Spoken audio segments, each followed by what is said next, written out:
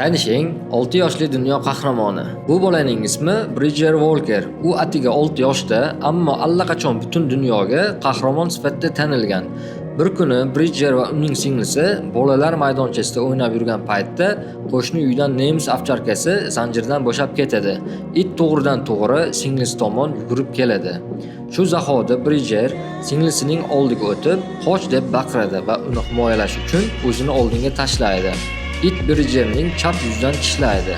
Natijada u jiddiy jarohat oladi va shifokorlar uning yuziga 19 ta chok tikishga majbur bo'lishadi. Keyin dadasi undan so'raydi: "Nega bunday qilding?" Bridger esa shunday javob beradi: "Singlim jarohat olmasligi uchun men itning oldiga o'tdim. Agar kimdir o'lish kerak bo'lsa, u men bo'lishim kerak edi, singlim emas." Shu voqeadan so'ng Bridgerning jasorati butun dunyoga tarqaldi. Uni butun dunyo qahramon deb tan oldi. Hatto mashhur kino qahramonlari va aktyorlar ham uning muxlisiga aylandi. Agar siz uning o'rnida bo'lganingizda, siz ham shunday qilarmidingiz?